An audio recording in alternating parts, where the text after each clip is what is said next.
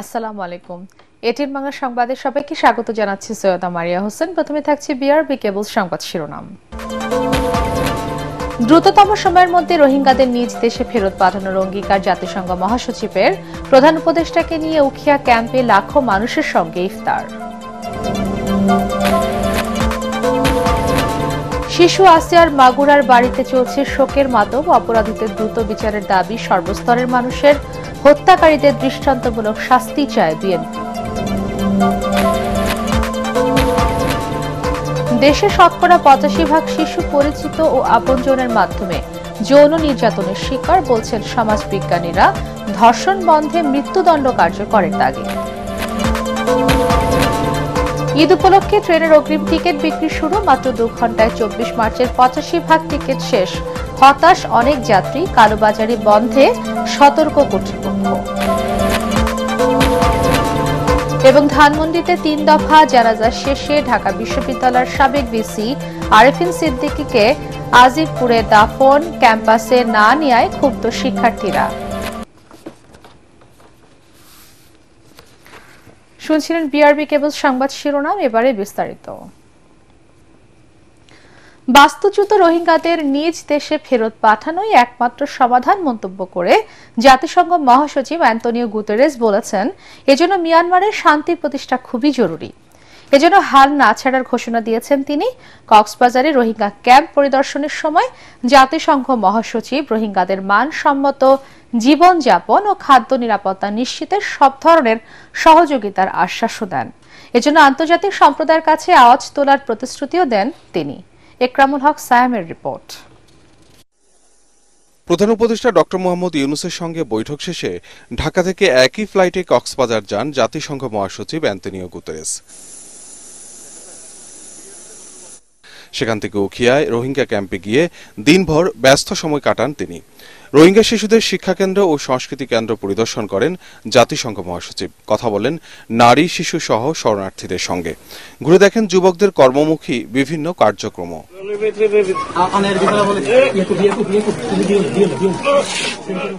পরে কথা বলেন সাংবাদিকদের সঙ্গে। বলেন, ক্যাম্প পরিদর্শন করে তিনি স্পষ্ট বুঝতে পেরেছেন নিজ দেশে ফিরতে উদ্গ্রীব রোহিঙ্গারা। আশ্রিত রোহিঙ্গা জনগোষ্ঠী মিয়ানমারে ফিরে যেতে চায়। আন্তর্জাতিক সম্প্রদায়কে অবশ্যই মিয়ানমারে শান্তি পুনঃপ্রতিষ্ঠা নিশ্চিত করতে হবে এবং রোহিঙ্গাদের অধিকার নিশ্চিত করে কোনো ধরনের বৈষম্যের শিকার তারা যেন না হয় সেই দিকে লক্ষ্য রাখতে হবে। একই সাথে রোহিঙ্গা শরণার্থীদের মানসম্মত জীবনযাপন নিশ্চিত করার প্রসঙ্গেও কথা বলেন অ্যান্তোনিও গুতেরেস। রোহিঙ্গারা আরো ভালো পরিবেশ চায় ক্যাম্পে। দুর্ভাগ্যবশত যুক্তরাষ্ট্র সহ অন্যান্য অনেক দেশ সম্প্রতি নাটকীয়ভাবে মানবিক সহযোগিতা কমিয়ে দিয়েছে। আমি প্রতিশ্রুতি দিয়েছি, আমি আমার জায়গা থেকে সর্বোচ্চ চেষ্টা করব। যত দেশ সম্ভব আমি কথা বলবো যাতে করে ফান্ড পাওয়া যায় এবং এর থেকে আরো খারাপ পরিস্থিতি যেন না আসে। নিরাপদে নিজ দেশে ফিরে যেতে ও ক্যাম্পে মানসম্মত জীবনযাপনে জাতিসংঘ মহাসচিব অ্যান্তোনিও গুতেরেসের কাছে নিজেদের বক্তব্য তুলে ধরেন রোহিঙ্গা শরণার্থীরা। পরে শরণার্থী ক্যাম্পে লাখো রোহিঙ্গার সাথে একসাথে ইফতার করেন প্রধান উপদেষ্টা ডক্টর মোহাম্মদ ইউনূস ও জাতিসংঘের মহাসচিব Antonio Guterres. Ekramul Haque Sayem, ATN Bangla, Dhaka. এর আগে সকালে ঢাকায় প্রধান উপদেষ্টা ডক্টর মোহাম্মদ ইউনূসের সঙ্গে বৈঠক করেন জাতিসংঘ মহাসচিব অ্যান্তোনিও গুতেরেস। এ সময় বাংলাদেশের জনগণের জন্য টেকসই ও ন্যায়সঙ্গত ভবিষ্যৎ গড়ে তুলতে চলমান সংস্কার কাজে পাশে থাকার অঙ্গীকার করেন তিনি। এ সময় আগামী নির্বাচন সহ দেশের অভ্যন্তরীণ নানা ইস্যুতে আলোচনা করেন তারা। এছাড়া জাতিসংঘ মহাসচিবের সঙ্গে বৈঠক করেন পররাষ্ট্র উপদেষ্টা তৌহিদ হোসেন ও প্রধান উপদেষ্টার রোহিঙ্গা বিষয়ক হাই রিপ্রেজেন্টেটিভ খলিলুর রহমান। বিস্তারিত জানাচ্ছেন একরামুল হক সায়েম। 4 দিনের সফরে আসা জাতিসংঘের মহাসচিব অ্যান্তোনিও গুতেরেস প্রধান উপদেষ্টা ডক্টর মোহাম্মদ ইউনূসের সঙ্গে সাক্ষাৎ করতে যান তেজগাঁওয়ে তার কার্যালয়ে। এ সময় প্রধান উপদেষ্টা উষ্ণ অভ্যর্থনা জানান জাতিসংঘ মহাসচিবকে। পরে প্রতিনিধি দল নিয়ে ডক্টর মোহাম্মদ ইউনূসের সঙ্গে বৈঠক করেন অ্যান্তোনিও গুতেরেস। এ সময় বাংলাদেশ সফরের জন্য জাতিসংঘ মহাসচিবকে ধন্যবাদ জানিয়ে প্রধান উপদেষ্টা বলেন, এই সফর শুধু রোহিঙ্গাদের জন্যই নয়, বাংলাদেশের জন্যও যথাসময় হয়েছে। স্বাধীন, নিরপেক্ষ ও অংশগ্রহণমূলক নির্বাচন অনুষ্ঠানের প্রতিশ্রুতি পুনর্ব্যক্ত করে অধ্যাপক মোহাম্মদ ইউনুস বলেন, রাজনৈতিক দলগুলো সংক্ষিপ্ত সংস্কারের প্যাকেজে সম্মত হলে নির্বাচন ডিসেম্বরে হতে পারে। তবে বৃহত্তর সংস্কার প্যাকেজ গ্রহণ করলে আগামী বছরের জুনে অনুষ্ঠিত হবে নির্বাচন। জাতিসংঘ মহাসচিব বলেন, রোহিঙ্গা জনগোষ্ঠীর প্রতি বাংলাদেশ অত্যন্ত উদার। এ সময় আন্তর্জাতিক সম্প্রদায় রোহিঙ্গাদের ভুলে যাচ্ছে বলে হতাশা প্রকাশ করেন তিনি। এ সময় বাংলাদেশের সংস্কারকে সমর্থন জানাতে এসেছেন উল্লেখ করে অ্যান্তোনিও গুতেরেস আরও বলেন, এই সংস্কার একটি অবাধ ও সুষ্ঠু নির্বাচন এবং দেশের সত্যিকারের পরিবর্তন ঘটাবে। বৈঠক শেষে সামাজিক যোগাযোগ মাধ্যমে দেয়া বার্তায় গুতেরেস বলেন, বাংলাদেশের জনগণের জন্য টেকসই এবং ন্যায়সঙ্গত ভবিষ্যৎ গড়ে তুলতে চলমান পরিবর্তন ও সংস্কার কাজে পাশে থাকবে জাতিসংঘ।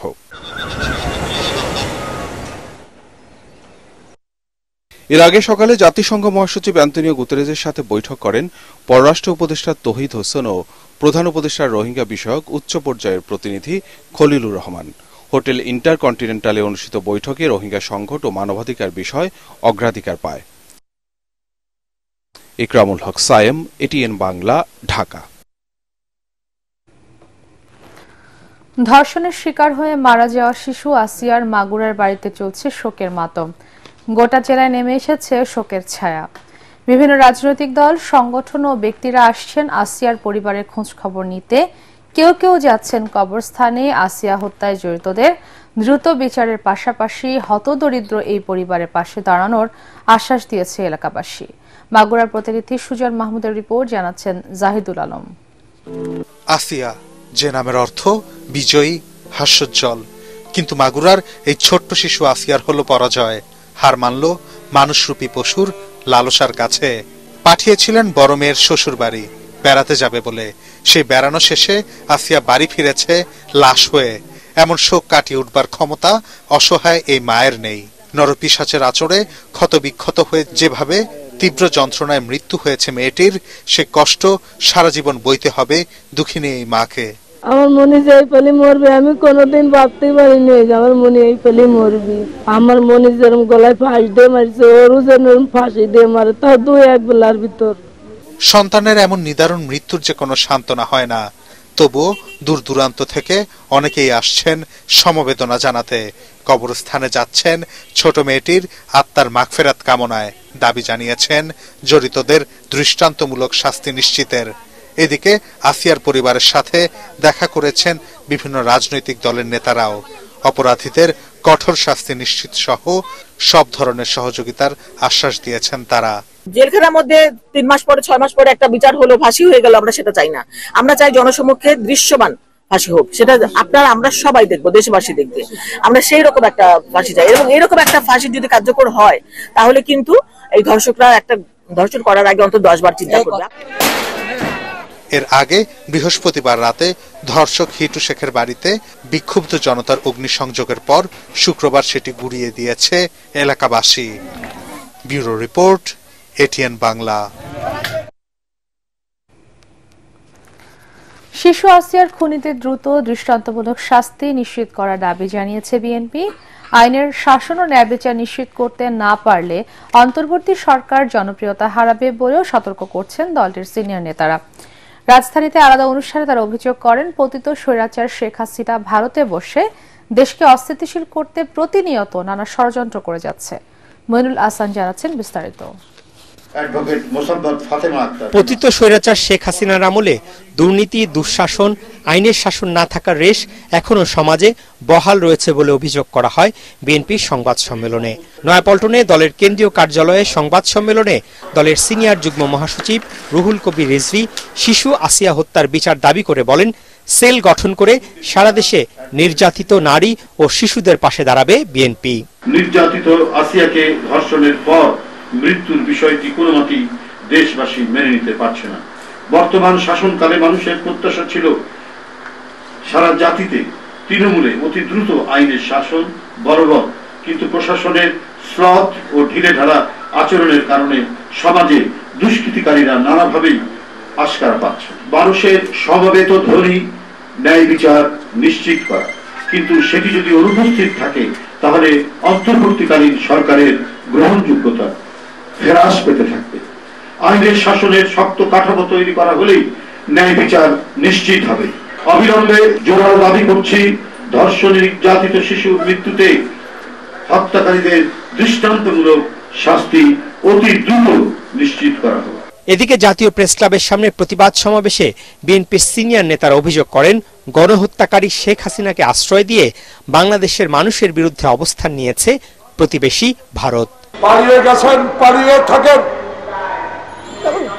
18টি স্টিলের বাক্স করে বাংলাদেশের ধন দৌলত,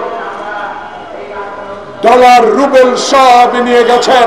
আরামে থাকেন, ফ্ল্যাটে ভাড়ায় থাকেন, ডলার নিয়ে থাকেন, বাসা ভাড়া নিয়ে থাকেন। ইনশাআল্লাহ বাংলাদেশে আপনাদেরকে ফেরত এনে বিচারের আওতায় আনা হবে।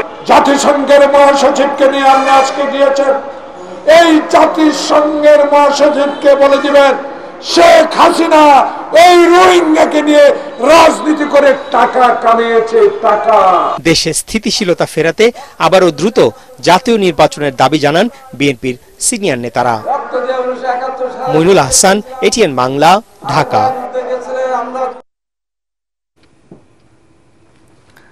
শতকরা প্রায় 85% শিশু পরিচিত এবং আপনজনের দ্বারা যৌন নির্যাতনের শিকার হচ্ছে বলে দাবি করেছেন সমাজবিজ্ঞানী ও অধিকার কর্মীরা। তবে এসব ঘটনার জন্য অভিভাবকদের উদাসীনতা, অতি আধুনিক মানসিকতা এবং বিচারের দীর্ঘসূত্রিতাকে দায়ী করছেন তারা। ধর্ষণ কিংবা যৌন হয়রানি বন্ধে অবিলম্বে আইনের সর্বোচ্চ শাস্তি মৃত্যুদণ্ড কার্যকর জরুরি বলে মনে করেন বিশেষজ্ঞরা। রাস্তা দাসের রিপোর্ট।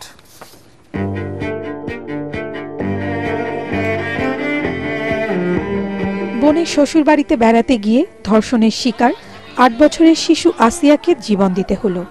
তার এই অকাল চলে যাওয়া কাঁদিয়েছে পুরো দেশকে।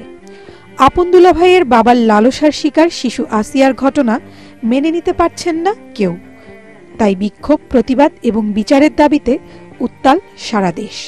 দাবি উঠেছে আইন পরিবর্তন করে দ্রুত বিচারের মাধ্যমে ধর্ষকের সর্বোচ্চ শাস্তি মৃত্যুদণ্ড কার্যকরের। নির্যাতন দমন আইন যদি সঠিকভাবে প্রয়োগ করা যায়, সঠিকভাবে তদন্ত যদি করা যায়, সঠিকভাবে যদি বিচার কার্যক্রম চালানো যায়, শাস্তি কিন্তু আপনি দেখতে পারবেন। শুধু আসিয়া নয়, একের পর এক সারা দেশে প্রতিদিনই আসছে ধর্ষণ এবং নারী নির্যাতনের খবর। প্রশ্ন উঠেছে নারীর নিরাপত্তা নিয়েও। বাংলাদেশ মহিলা পরিষদ এবং আইন ও সালিশ কেন্দ্রের তথ্য বলছে, গেল ফেব্রুয়ারি মাসেই ধর্ষণের ঘটনা ঘটেছে 57টি। এর অধিকাংশই শিশু কিশোর। নারীর প্রতি দৃষ্টিভঙ্গি, নারী বিদ্বেষী দৃষ্টিভঙ্গি, নারীকে নানাভাবে হেনস্থা করার যে একটা বিষয়গুলো, এই সময়টা কিন্তু বেড়ে গেছে। এইটা অস্বীকার করার কোনো উপায় নেই। এই ধর্ষণের ঘটনাটি যদি আমি জানান দিই, তাহলে এটার সমাজের কোনো প্রতিকার পাওয়া যাবে না, বরং উল্টো সেই নারীর প্রতি ভবিষ্যতে আরো স্টিগমা চলে আসবে। এই যে আমরা কার্পেটের নিচে ময়লাগুলো ঢেকে দিচ্ছি, যার ফলে জমতে জমতে নারীরা ক্রমশ, আমরা পুরুষতান্ত্রিক সমাজ দর্শনের কারণে ক্রমশ আমরা নারীরা একটি বস্তুতে পরিণত হচ্ছে এবং এটি নির্যাতনের শিকার হচ্ছে। নানা কারণে ধর্ষণ ও নারী নির্যাতনের মতো অপরাধের কারণে ভুক্তভোগীরা আইন শৃঙ্খলা বাহিনীর কাছে যায় না। তবে সাম্প্রতিক অবস্থার কিছুটা পরিবর্তন হয়েছে। পুলিশ সদর দপ্তরের তথ্য অনুযায়ী গেল মাসে এই ধরনের অপরাধের ঘটনায় প্রতিদিন 1 ডজনের মতো অভিযোগ পেয়েছেন তারা। এই ধরনের মামলায় মনিটরিং থাকতে হবে, ওয়াচডগের মতন, দেখবেন যে হচ্ছে কিনা। আর আমি যেটা সুপারিশ করছিলাম যে ধরেন এই ধরনের ছোট বাচ্চা শিশুদের, তাদের জন্য আপনি ফাস্ট ট্র্যাক কতগুলো কোড, তখনই গভর্নমেন্ট ইচ্ছা করলে কিন্তু স্পেশাল কোড দিতে পারে।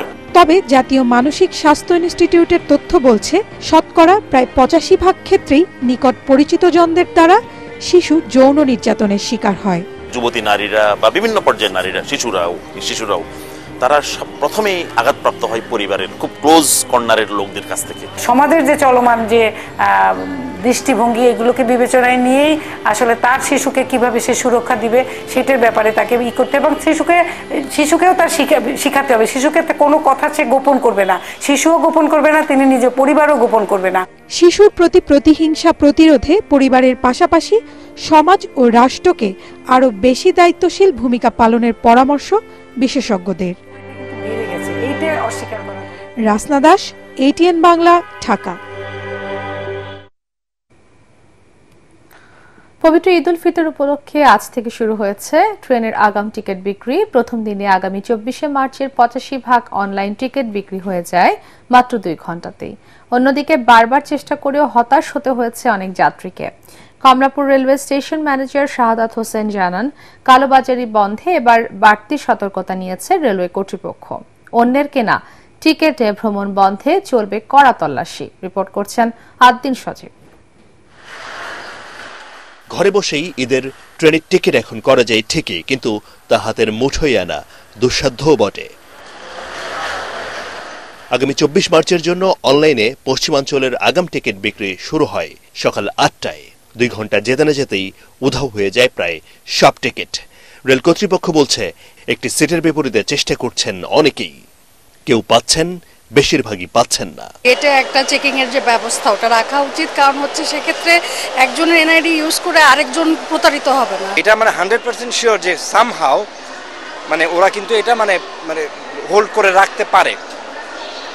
এখন যেমন আমরা 10 দিন আগে যদি কাটি, অনেক সময় দেখা যায় সকাল উঠে যদি কাটতে বসি, খুব লাকি হলে পাওয়া যায়। কমলাপুরের স্টেশন ম্যানেজার শাহাদাত হোসেন বলেন, যাত্রীদের সেবা নিশ্চিতে এবার ঈদ যাত্রায় 5 জোড়া বিশেষ ট্রেন চলবে।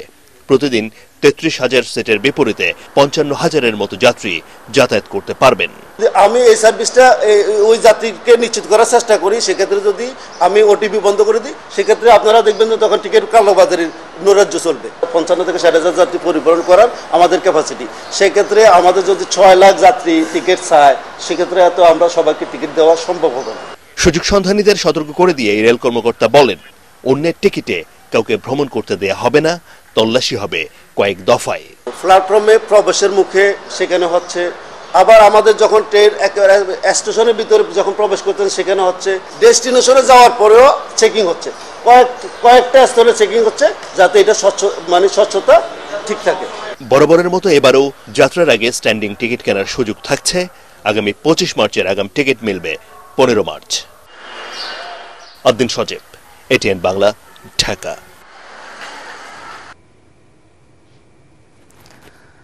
ছুটির দিনে রাজধানীর শপিং মলগুলোতে জমে উঠেছে ঈদের কেনাকাটা। একসঙ্গে রকমারি পণ্য থাকায় রাজধানীর ইস্টার্ন মল্লিকায় ভিড় রয়েছে ক্রেতাদের। ছোট থেকে বড় সবার জন্য রকমারি পোশাকের পাশাপাশি ক্রেতাদের আগ্রহ বেশি শাড়ি ও পাঞ্জাবির দোকানে। ঈদ কেনাকাটা নিয়ে ঐশী গোস্বামী প্রমার রিপোর্ট। রমজানের প্রায় মাঝামাঝি, তাই এখন থেকেই অনেকের ভাবনা ঈদের পোশাক নিয়ে। সাধ্যের মধ্যে পছন্দের কাপড় কেনা আর ঈদে নিজেকে আকর্ষণীয়ভাবে সাজিয়ে তুলতে কেনাকাটায় ব্যস্ত হয়ে পড়ছেন অনেকেই। ঈদের কেনাকাটায় অনেকেই ভাবেন কোথায় একসঙ্গে থাকবে প্রায় সবকিছুই। তাই তো ছুটির দিনে ক্রেতাদের উপচে পড়া ভিড় দেখা গেছে রাজধানীর ইস্টার্ন মল্লিকায়। ঈদ কিংবা যে কোনো অনুষ্ঠানেই নারীদের প্রথম পছন্দ শাড়ি আর সালোয়ার কামিজ। তবে এবারের ঈদে গরম থাকায় অনেকেই বেছে নিচ্ছিলেন সুতির পোশাক। মাত্র শুরু করলাম ওটা দিয়ে, এখন পর্যন্ত জাস্ট ওটা দিয়ে শুরু হলো, এখন পর্যন্ত আর কিছু কেনা হয়নি। ওই তো যা যা লাগে আর কি, সব কেনাকাটা হয়ে গেছে মোটামুটি। এই যে আমার আপুর সাথে আসছি, ভাগ্নিদের সাথে। বড়দের পাশাপাশি ছোটরাও বেছে নিচ্ছিল পছন্দের জামা, চুলের ব্যান্ড সহ বিভিন্ন ব্যাগস। জামা কোনটা পছন্দ হয়েছে? ব্ল্যাকটা। ব্যাগ কিনেছি, ঘড়ি কিনেছি। আর কি কি কিনবা? ড্রেস কিনেছো বলো? ড্রেস কিনেছি এখন, আর বেল কিনছি। আলহামদুলিল্লাহ বেচাকেনা খুব ভালো হচ্ছে। আজকে আল্লাহর রহমতে ভালো হচ্ছে বেচাকেনা এখন পর্যন্ত। বেচাকেনি এই মোটামুটি এক সপ্তাহ চলতে আছে আর কি। তবে ঢাকার বাইরের অনেক কাস্টমারই আসতে পারে না। এদিকে ক্রেতাদের আনাগোনায় বেচাকেনাও বেড়েছে বেশ। সামনের দিনগুলোতে বিক্রি আরো বাড়বে বলে প্রত্যাশা বিক্রেতাদের। ঐশী গোস্বামী প্রমা, এটিএন বাংলা, ঢাকা।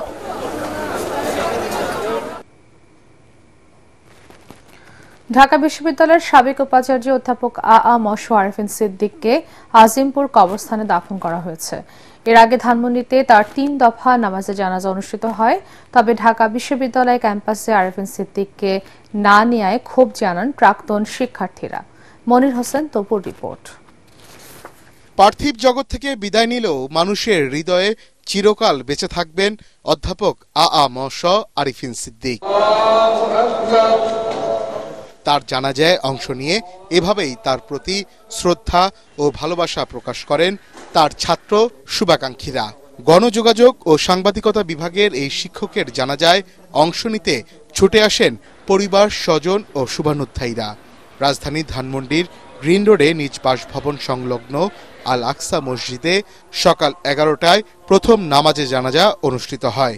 এতে অংশ নেয় বিভিন্ন শ্রেণী পেশার মানুষ। দুটো জানাজা পরিবার সিদ্ধান্ত নিয়েছেন এবং সে অনুযায়ী তার কবরের যে স্থান সেটিও পারিবারিক সিদ্ধান্ত হয়েছে আমাদের সাথে আলাপের মাধ্যমে, এবং আমরা সিদ্ধান্তকে শ্রদ্ধা জানাই। বিশ্ববিদ্যালয়ের তরফ থেকে কেন্দ্রীয় মসজিদে তার জন্য বিশেষ দোয়া মোনাজাতের আয়োজন করা হয়। ধানমন্ডি ঈদগাহ মসজিদে দ্বিতীয় জানাজার পরে মাঠে তৃতীয় জানাজা অনুষ্ঠিত হয়।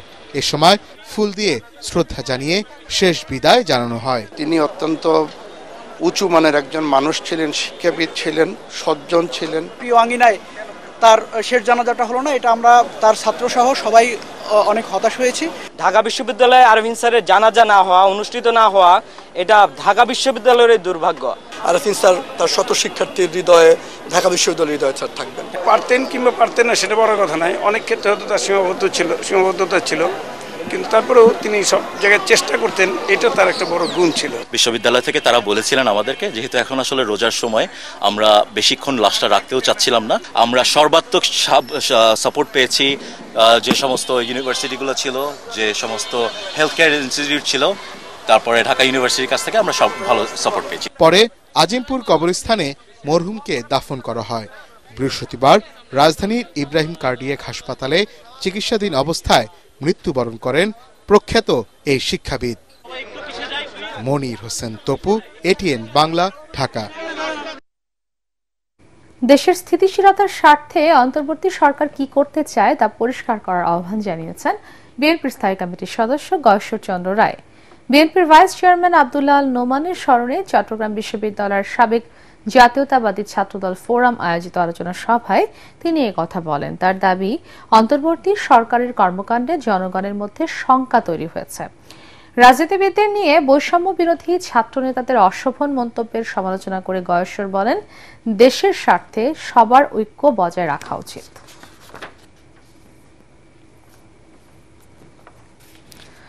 রাজনৈতিক মতবিরোধের কারণে বিগত সময়ে ভিন্ন দলের নেতাকর্মীদের নিপীড়ন করা হয়েছে বলে অভিযোগ করেছেন বাংলাদেশ খেলাফত মজলিসের আমির মাওলানা মামুনুল হক।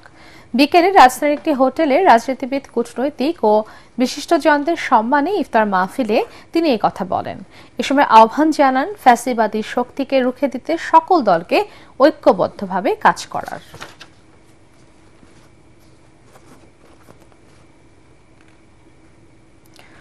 আল আরাফা ইসলামী ব্যাংক অর্থ সংবাদ।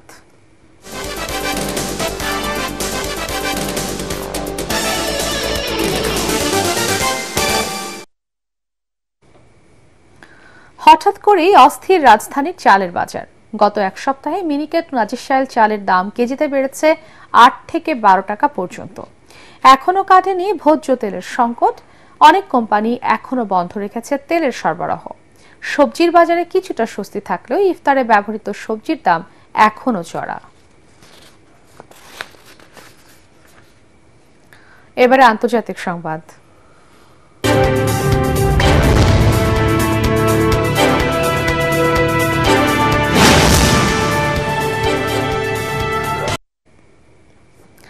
ইরানের পারমাণবিক কর্মসূচির ওপর মার্কিন নিষেধাজ্ঞা তুলে নিয়ে এ বিষয়ে আবারও আলোচনা শুরু করার আহ্বান জানিয়েছেন 3 দেশের প্রতিনিধিরা।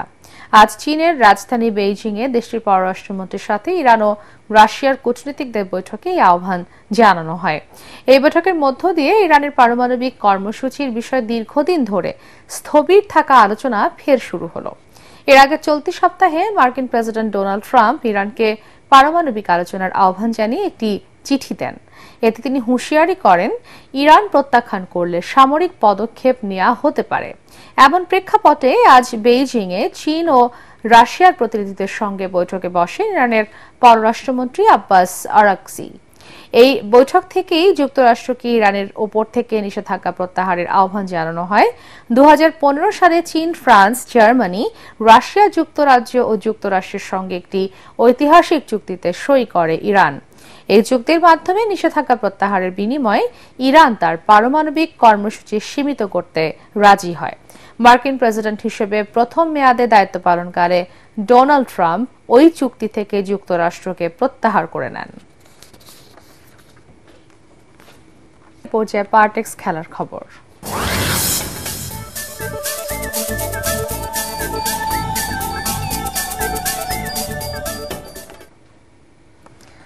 ভারতের বিপক্ষে এশিয়ান কাপ বাছাইয়ের ম্যাচকে সামনে রেখে সৌদি আরবে প্রস্তুতি ম্যাচ খেলছে বাংলাদেশ ফুটবল দল।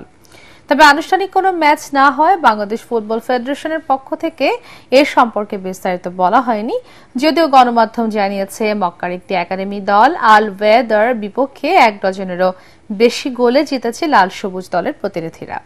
আগামী 25 মার্চ শিলংয়ে স্বাগতিক ভারতের মুখোমুখি হবে হাভিয়ার কেব্রেরার দল। সৌদি আরবের তায়েফে সেই ম্যাচকে সামনে রেখে 1 সপ্তাহের বেশি সময় ধরে প্রস্তুতি নিচ্ছে জামাল ভুঁইয়ারা। ইনজুরি থেকে ফিরেই গোল করলেন লিওনেল মেসি, তাতে ক্যাভেলিয়ারকে 2-0 গোলে হারিয়ে কনকেকাফ চ্যাম্পিয়ন্স কাপের কোয়ার্টার ফাইনালে উঠেছে ইন্টার মায়ামি। চোট সংখ্যায় দলের জার্সিতে আগের 3 ম্যাচ বাইরে ছিলেন আর্জেন্টাইন তারকা। জ্যামাইকান ক্লাবের বিপক্ষে ম্যাচের 53 মিনিটে মাঠে নামেন লুইস সুয়ারেজের বদলি হিসেবে নামা মেসি। ইনজুরির সময় দলের হয়ে দ্বিতীয় গোলটি করেন বিশ্বকাপ জয়ী তারকা, তাতে 2 লেগ মিলিয়ে 4-0 গোলে জয় নিশ্চিত করে মায়ামি।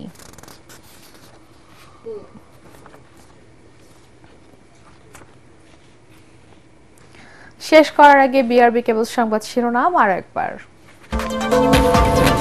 দ্রুততম সময়ের মধ্যে রোহিঙ্গাদের নিজ দেশে ফেরত পাঠানোর অঙ্গীকার জাতিসংঘ মহাসচিবের। প্রধান উপদেষ্টাকে নিয়ে উখিয়া ক্যাম্পে লাখো মানুষের সঙ্গে ইফতার।